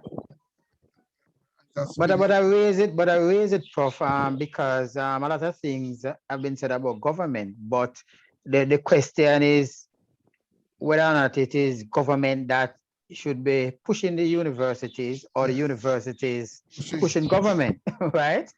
And that becomes an important question, because Murphy said something and it goes to the root of our educational system and who and what we are pushing out. If what we are pushing out is a skill to say that I need a job, as opposed to the ideas that is going to bring that capital together, then we're going to have that problem that you are doing research and the capital is not just intersecting with what you are pushing out. And therefore, the question is, what role the university have to play in terms of changing that? And maybe less of government. As Diane said, the money is out there. But if it is a job the majority of persons are looking for, then that money is not going to reach where it needs to go. And that is something we have to solve. And I think Marlon is spot on there again, Sean. In fact, just 2 minutes. I mean, I'm not of UTEX and I'm not at all pretending to prescribe for UTEC. But again, I think one has to look at the university's business model. Traditional universities' business model is not really working anymore for many reasons: students' ability to pay, government's ability to contribute, etc. So I think the university really has to be looking at having a centralized office which looks for funding, because fundraising, as we know, is a profession. It's not a part-time thing. You know, you need to be constantly scanning the universe for where the money is and how can you develop the projects that will tap into that funding. So I think it's not even a question, it's an imperative. It's an imperative. Thank you for that. Thank you. This is Caribbean Thought Leadership. Turn questions on the head in this forum. That is that's a very good answer. It's no longer a question, it's an imperative. Yes, Suzanne, you can jump in. We need training and mentorship of how to do grant funding. We need to engender a research culture, and we need to encourage persons at every level, from the first year student all the way up to the most senior academic staff member, and even persons who are not in academia, who are staff members, who have interest in innovation, entrepreneurship, or research, or any of those, to actually say, how can I contribute collectively? Because when you look at the research, the collaborations is actually what brings results. That's correct. And the way we're going to learn that is for mentorship and peer partnerships that are it's not going to happen like that. So for example, Dr. Lam, who is on the call, I think he's still there, he has been one of the persons who has gotten funds despite a lot of naysayers. We need people like him to sort of give us some tips as to how to do it. because it's very few of us at least at UTech, who have done that kind of thing. But it really is at this point, I think that's completely right. There's an imperative to learn how to fundraise. And even if UTech doesn't have a fundraising office, it is now become a part and parcel of every academic unit needs to have one or more persons who's looking at that and helping others to know how to do it. And at the same time, okay, I'm good at research in this area. Let me mentor other people in this area. A student has a brilliant idea. A person who just come in as academic staff in the first month has a brilliant idea. We run with that brilliant idea. And all of that collectively together can basically lead to solutions. So my office has now decided to run with that. I use want of a better word. What Diane just alluded to. We have now decided to adopt in the School of Computing an office that does that environmental scan specific to these initiatives. It is an expansion of the Office of Technology Application and Development, which would have been doing projects, but now we're going to be focusing more deliberately on running environmental scans for finding research dollars globally, which is why I'm calling a meeting of all the research groups in the upcoming week to distill this question, this concern. So it's time that we're putting it out into this forum, and I really thank Diane and Marlon for their endorsement of the views. Both questions are now they answered. It literally is a driver for how we probably could be looking at this. Nobody's going to do it for us in the university. So when the university is mentioned, the university is really a stakeholder of people like ourselves who have to, in fact, do the things that will make the change and to sensitize. So right now, all these digitization and digital transformation projects in government does not have all the resources, both inside the government, nor even within the universities at scale to do all that is required. Some endowment type initiatives with capacity building tied to both will do the job if we are going to achieve that 2030 goal.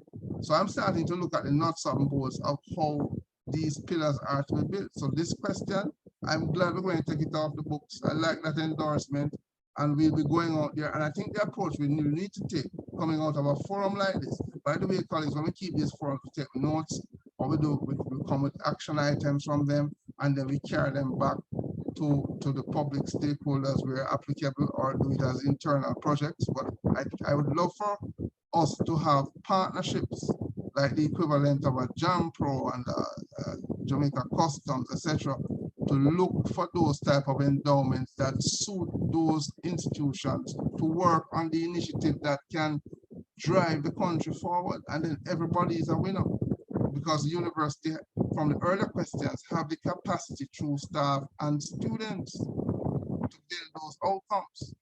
So I think we have to be very deliberate here on going forward, but I love it. I love this. I love this. So I'm not going to belabor that question anymore. I'm going to jump on these last two or three questions I'm seeing here. But given what you have said, unless anybody has anything more to add to that one, but is it that government, private sector, NGOs, or private equity investment should be supporting the research community? Well, I think we answered this question as well. We really answered this question just now.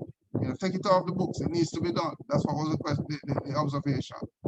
So if we do those two questions, you know, in terms of trying to find the private public partners for governments, agencies, and the university to work together. I think the bigger question now, once we have done that, is how do we model centers of excellence, research labs around these things? So JAMPRO might want a center of excellence in economic growth and productivity models, where it needs data scientists to do the predictions, or JCA may need to look at its border protection controls, and it needs to look at forecasts for the next decade or two, so it can improve trade facilitation. Those might be big projects for which you could have centers of excellence tied to outcomes from research. Listen, we're having a very important conversation here. Can you weigh in on that thought? It's like a vision that I've seen before, but we're still trying to establish how we're going to realize the vision. But I would love the weigh-in from the team here, and we can throw it home to the floor. Throw it home to the floor. Should we be modeling centers of excellence for research capacity? If we're going to have sustainability, we're going to have some actors. Probably we should have a JCA Research and Development Institute, that's customs, or a JAMPRO R&D Institute, or we have one for eGov, or we have one for such a, you understand what I'm saying? Or we have it with private sector. But I would love to hear your views on those type of partnerships to drive the capacity in the region. Is this something you think private sector and government agencies will be open to? So I think it's something that we should do, and it comes back to the question where how do we evaluate how viable this product or this research or even this individual is, because oftentimes what ends up happening is that some companies will trust somebody and then after a couple of months them just drop out, and then the whole research and the whole development just fall upon its knees, and then all that money go to waste. Yes, yes, that's a good point, Murphy. Murphy is a student, but I'm calling him Professor Murphy. That's what I call him in class. You know, that's a very good point the student has made there. The element of the trust. Is that a factor we have to deal with here, colleagues? That we're not, it's like a big white elephant in the room. The student said it, you know, but are you of the same view, or is it a different view? Floor is open. Sean, I would say there's a question of trust and there's a question of reputation and track record.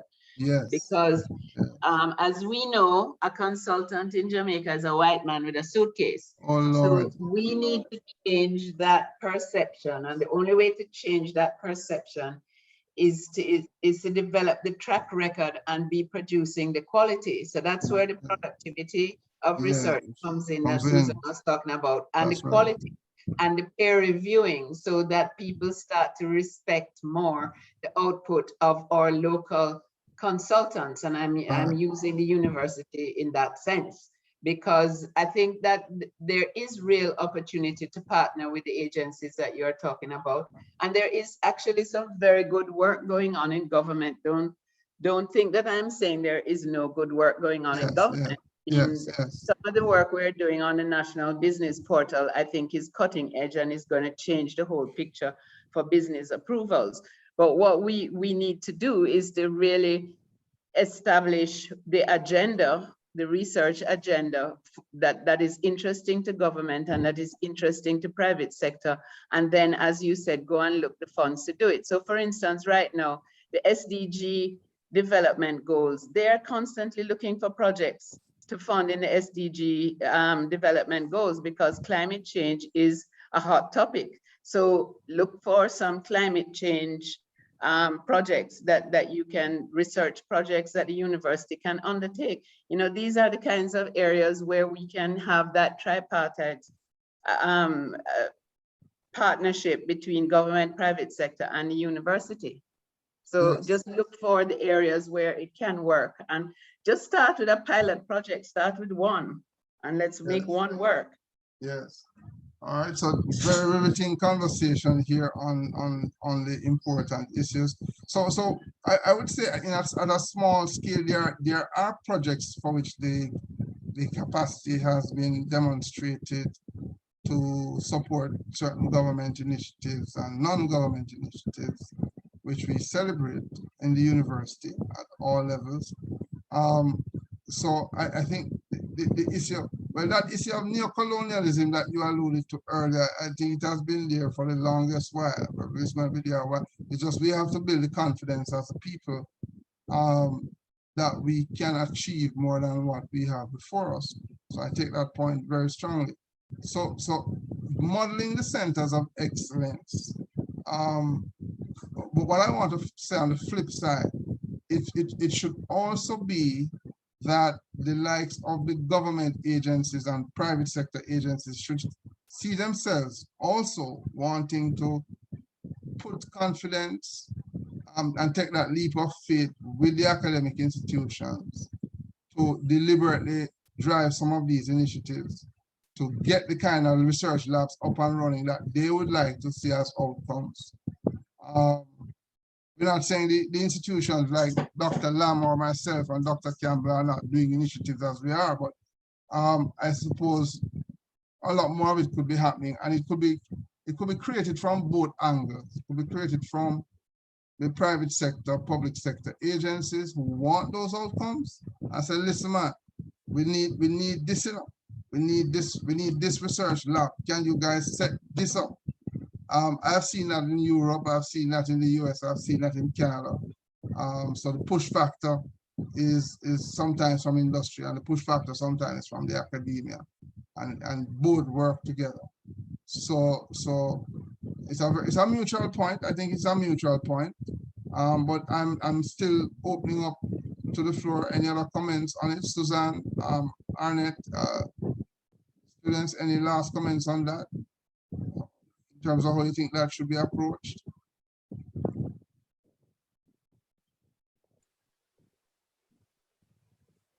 Certainly, going for the centers of excellence where we start and have these focus groups within schools and looking at viable problems and working out, you know, partnership arrangements with industry is a worthwhile ambition, and just to note that this is the approach that we will be pursuing in the near term, and hopefully once we get to that point where these solutions are going to be implemented back into those companies. So these companies, we want them to have the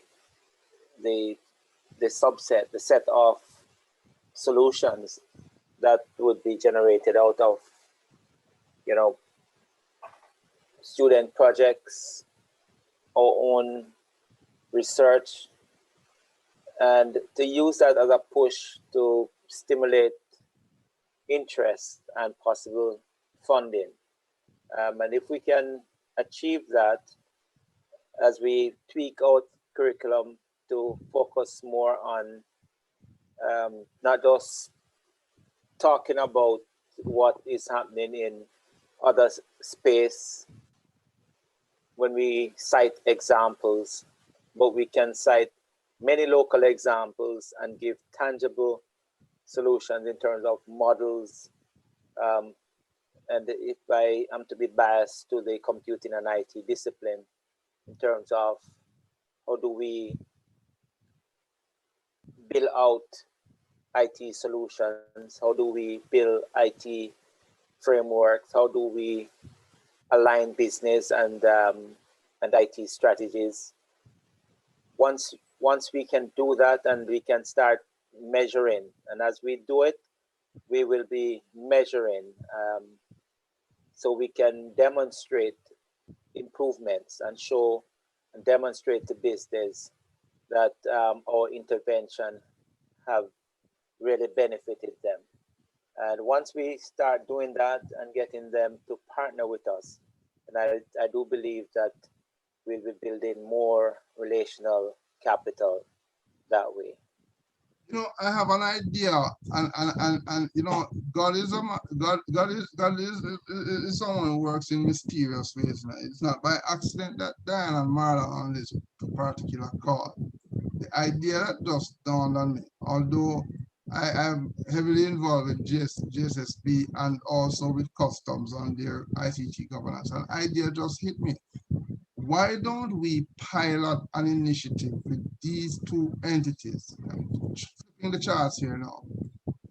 Customs could have an R&D lab, a virtual lab that look at some of its own manifest and partner with us as the University of Technology Jamaica through the School of Computing, and I know to see where the nexus of opportunities, and Dr. Lam is here. His area is heavy on statistics and maths and so on. To look at data models and projections and prediction. Both organizations are data-driven organizations, by the way. Why not have a think tank that sits down and look at some of those issues? And I think the two organizations here are prime to have that in terms of an R&D lab. We're not putting no money to it. We're just saying that we want to start it and then we see where we could go with it. So that's an idea. The floor is open. On this, Dr. Lam, your hand is up and I'm going to acknowledge you, but I'm just throwing it out there. Just Yes. come to me. Yes, Dr. Lam. All right. I was agreeing with Dr. Campbell and the idea of the centers of excellence.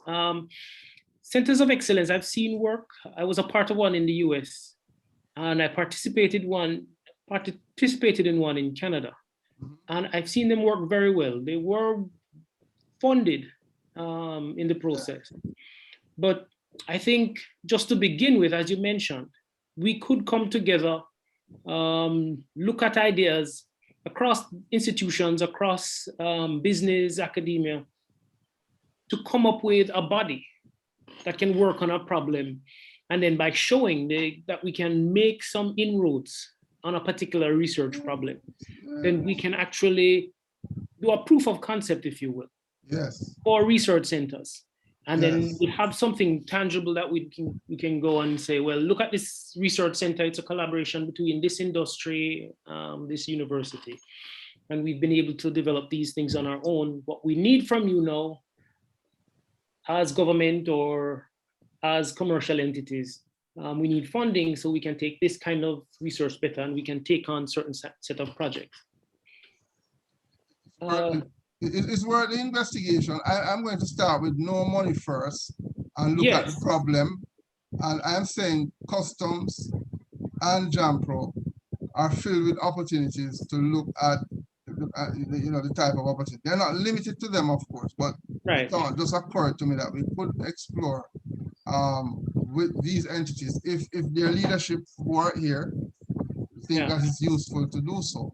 Well, that may be a draft proposal you need to come up with, because both of them impinge directly on trade. Every country grows through trade. Through trade, that's correct. Of one kind or the other. So that's a pivotal one, I think. And just to get intersection, get them on board, get them to put forward the idea, what's the next area? Where do we see this going? Where can you get on board in helping them both? And I think catching the next wave, so to speak, in trade. Yes, it is what it is. So, Prof. Yeah, my last, sorry, somebody else is talking. Can go ahead. Marlon and then Suzanne. Hello, Marlon and then Suzanne, in that order. So, Prof, of course, because you say you're not starting with any money, I can commit Jamaica Customs. I can commit the money without the endorsement of the commissioner. But fine. Of course. So that's not a problem for us, of course. You are familiar with Earl, our director of research, and our CIO, and so on. So not an issue for us in terms of partnering and working together. Excellent. Excellent. We'll go with this. Excellent. So that is good. That's a good. I think there's an opportunity there, and we could actually have an R&D lab with customs in that regard. Excellent. All right, Suzanne, the floor is yours. Yeah, two things. I mean, in 2013, I spent a few weeks at Bureau of Standards, and it was quite clear to most people there and to myself that there was so much opportunity for improvement in how they were doing certain aspects of their IT. They really didn't have enough IT staff, and it was very fascinating. As in my second day there, literally a department asked me when I met with them as per the discussion, and then he was a UTech lecturer. They actually asked me, could I convince the board of X, Y, and Z? And I'm like, that is way outside. But all I have to say is that I was there for about 6 to 8 weeks. And it was just fascinating how much opportunity there clearly was for additional development, additional research. And I suspect that the similar kind of thing is at Jamaica Customs, although I don't know the details.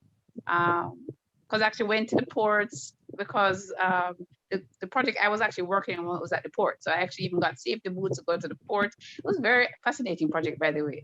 I'm just saying, I'm sure there are projects right now in that area. And then my bigger point though is my formal research group. I've renamed it. It always has entrepreneurship in the name, Dr. Thorpe. You have renamed it improperly. I've never called it health informatics. So the current name for the research group I have is called Digital Health and Technology Entrepreneurship. And so certainly insofar as it always had entrepreneurship in its formal name, by the way. So insofar as you're making formal overtures to JAMPRO, and perhaps there's also what's the other agency, the one that's for the smaller businesses. Insofar as those two institutions exist, definitely there's opportunity to look at research projects in conjunction with those organizations. And so for the I record, would be very happy to explore that personally. yes, With excellent, because research you're the chair of that particular right. research group. Now, the school has quite a few research groups, cybersecurity, and we just put together a data analytics research group. There's one for animation, right, that we have now established. And You have the Intelligent we Systems have Lab. the Intelligent Systems Lab, which is a research group.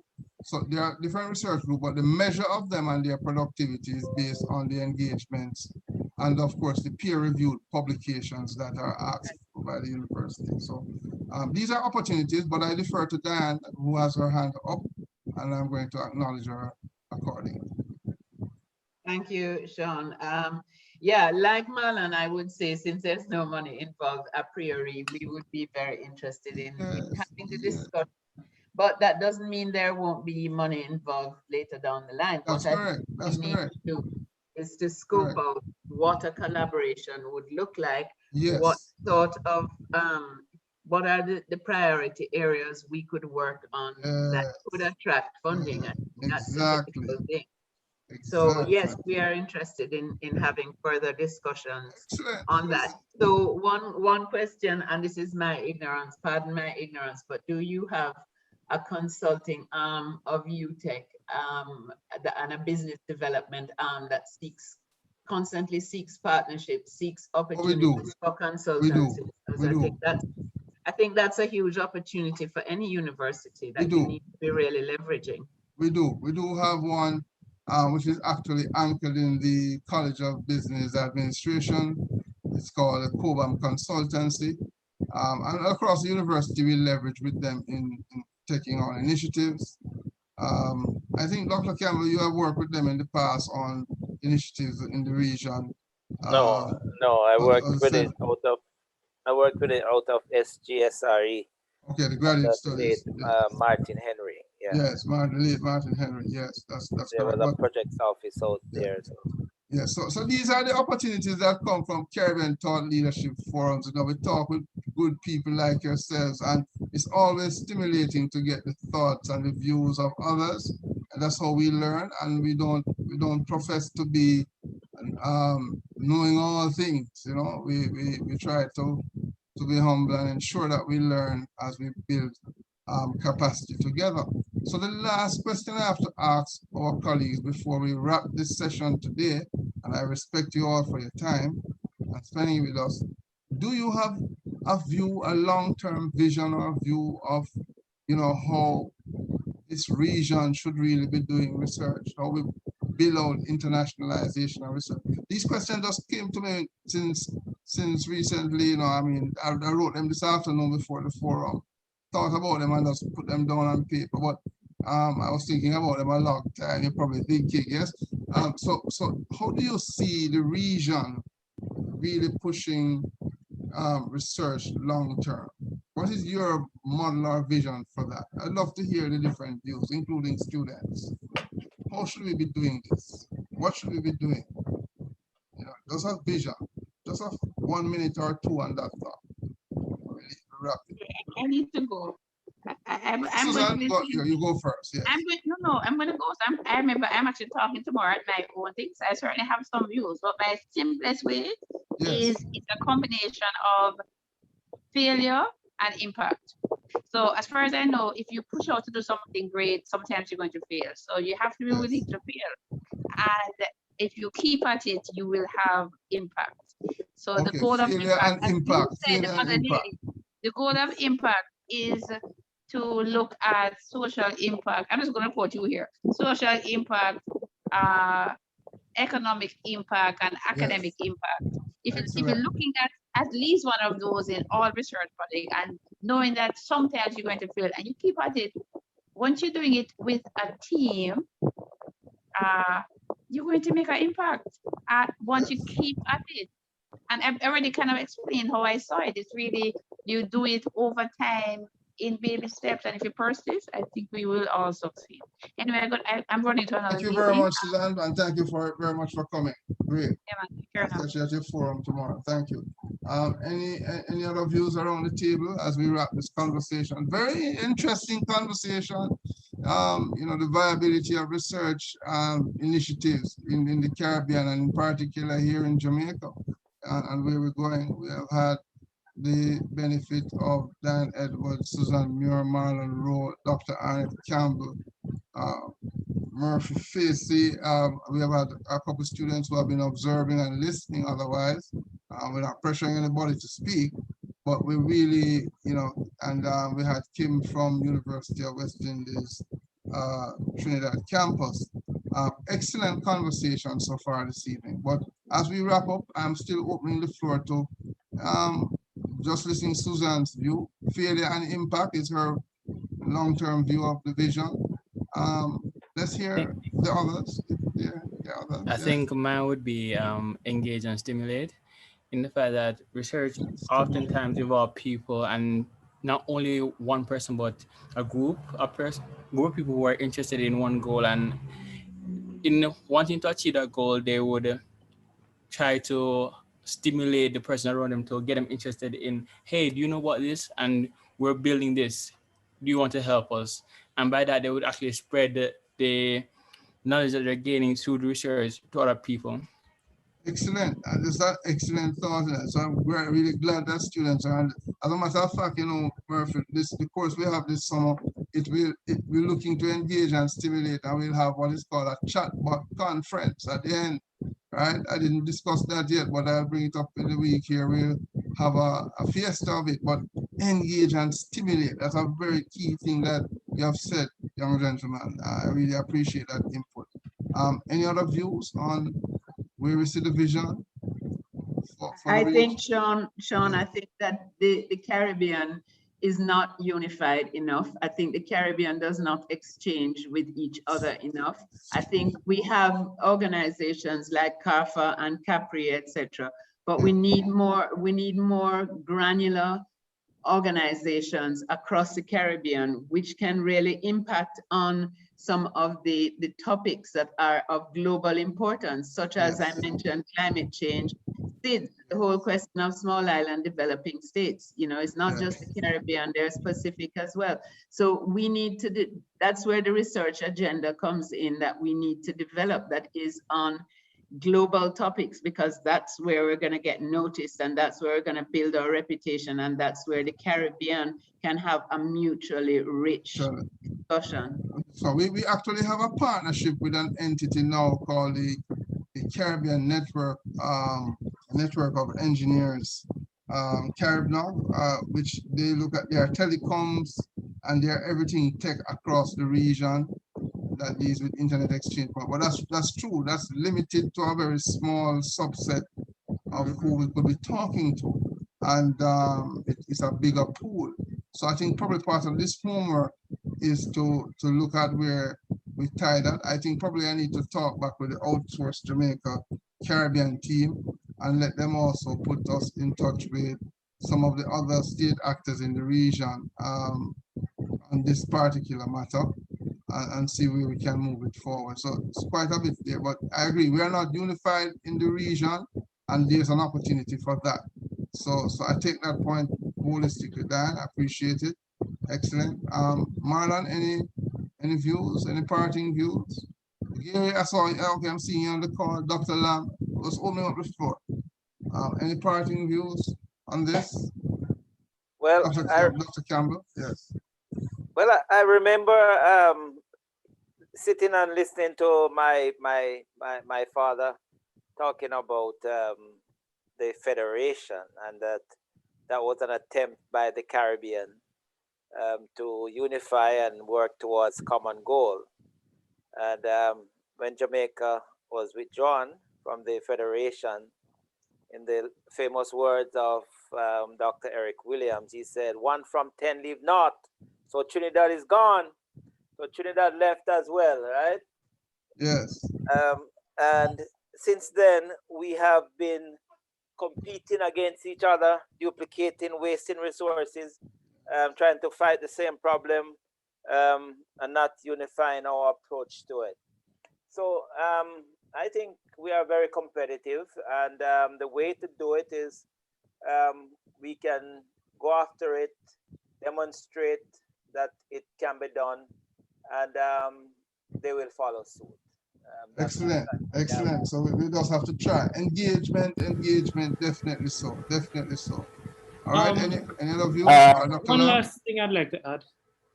It's pretty interesting that we should be going and ending on this note of internationalization and working together with the Caribbean and so on, because my son has his CAPE exams coming up.